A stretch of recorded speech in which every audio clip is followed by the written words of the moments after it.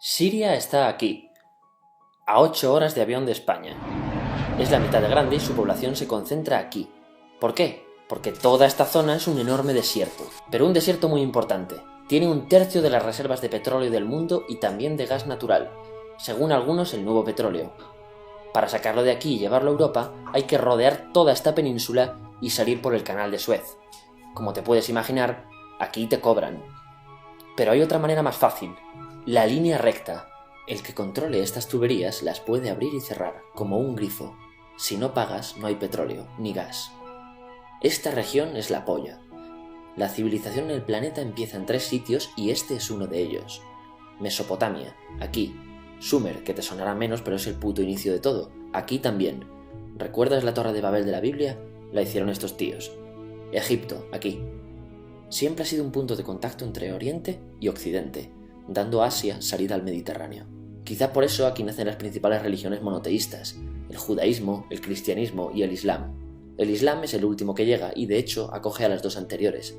Adán, Noé, Moisés, Jesucristo son considerados profetas islámicos.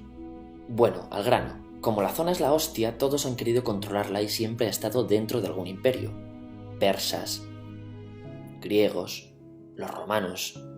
El imperio romano termina partiéndose en 2, y finalmente solo sobrevive esto. Ahora es cuando la última religión monoteísta, el Islam, construye su propio imperio. ¿Te acuerdas de las cruzadas? Bueno, pues son los europeos cristianos intentando recuperar esta zona de la que estamos hablando. Los últimos en llegar son los turcos, que ojo, no vienen de Turquía, sino de a tomar por culo en Asia, junto con Gengis Khan. Lo conquistan todo y fundan el Imperio Otomano. El Imperio Otomano se queda ahí hasta la Primera Guerra Mundial, 600 años.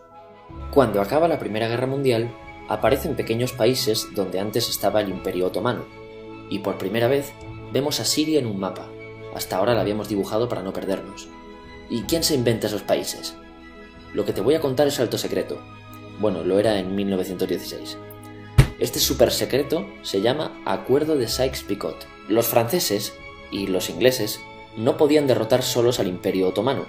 Solo podían si les apoyaba la gente que vivía dentro, en su mayoría árabes. ¿Cómo se los ganaron? Pues les prometieron la Gran Arabia, un país solo para ellos. El único problema es que era un timo. Antes de seguir, recuerda una cosa. Los árabes son un pueblo, pero no una religión. O sea, un árabe puede ser musulmán, puede ser cristiano, y antes del Islam parece que hubo tribus árabes con tradiciones judías. Bueno, pues a los árabes no les dieron ese único país que les habían prometido. En su lugar, franceses y británicos crearon muchos países pequeños. Estos países, obviamente, no eran países de verdad, sino zonas bajo su control con gobernantes puestos por ellos. Durante este tiempo hacen lo que quieren con la zona. Recuerda que hay petróleo. Siria, aunque no tiene grandes reservas, tiene fácil salida al mar, y Francia, que es la que se ha quedado con Siria, se lo da a compañías extranjeras. Después de la Segunda Guerra Mundial, los europeos se van. En el caso de Siria, son echados a patadas. Pero antes de irse, crean otro estado, Israel. No es el momento de hablar de ello, pero es un estado muy polémico que sus vecinos no reconocen. La prueba es que nada más irse los británicos, todos estos estados lo atacan. La zona, a partir de ahora, va a ser una puta bomba de relojería.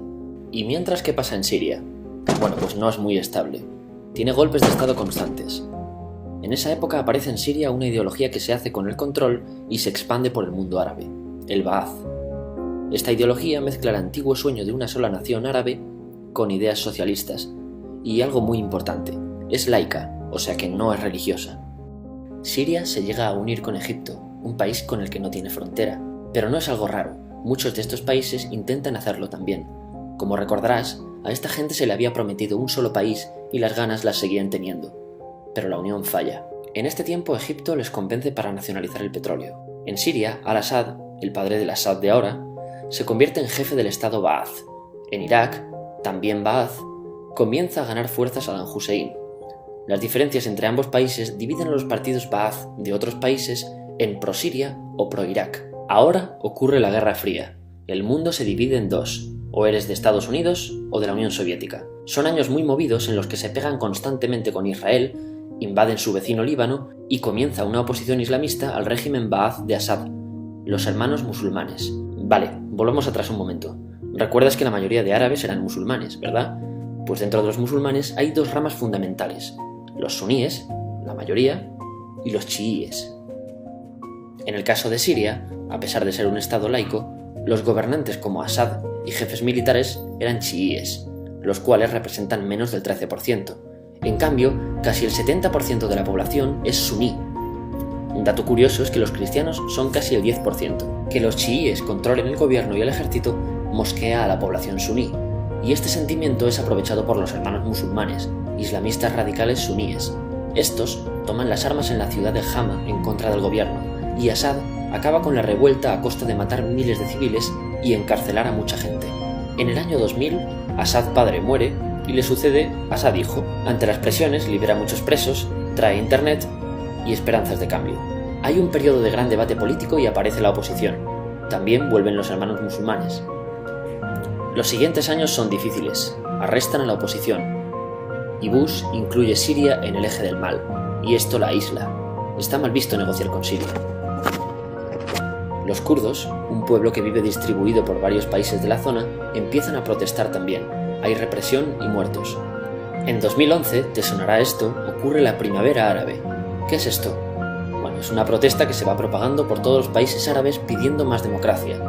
Como ves, el mundo árabe, a pesar de estar dividido en países, tiene tendencias generales. Cuando llega a Siria, Assad hijo termina usando el ejército y en los enfrentamientos mueren unas 1000 personas. Los enfrentamientos irán escalando hasta que se conviertan en guerra civil. No hay un momento exacto de inicio. Lo importante es que hoy en día hay numerosas facciones en juego. Vamos a verlas. Pero primero piensa en que todo está dividido entre chiíes, la minoría, y suníes, la mayoría. Chiíes y además laicos, o sea, no religiosos, son el gobierno de Al-Assad. Controla todo esto, que si recuerdas son básicamente las zonas chiíes del país.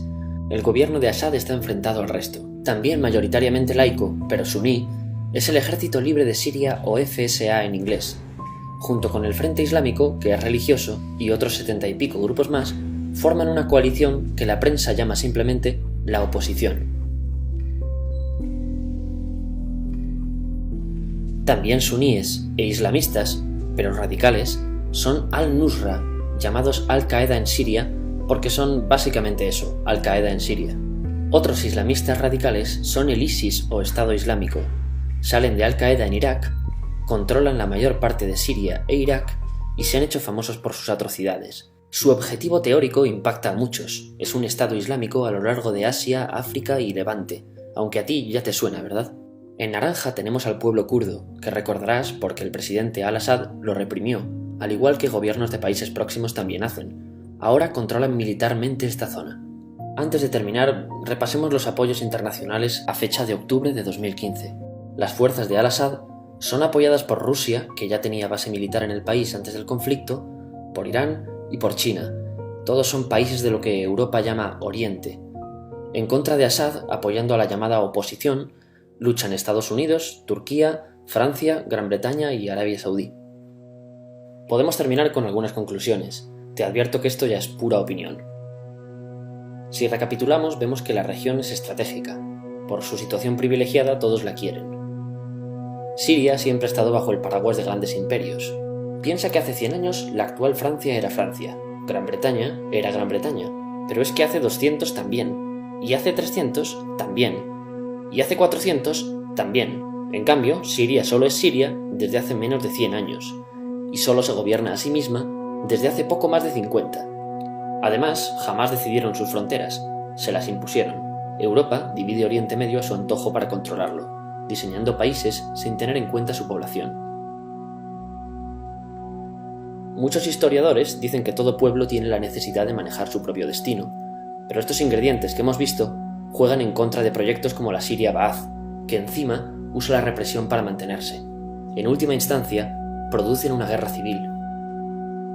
En este contexto no es extraño que aparezcan actores que se alimenten de la desesperación, el sentimiento suní de opresión y la visión de Occidente como invasor. ISIS usa la identidad árabe y la mitología de antiguos imperios. Cuando quieras entender el presente, pregúntate: ¿y el pasado?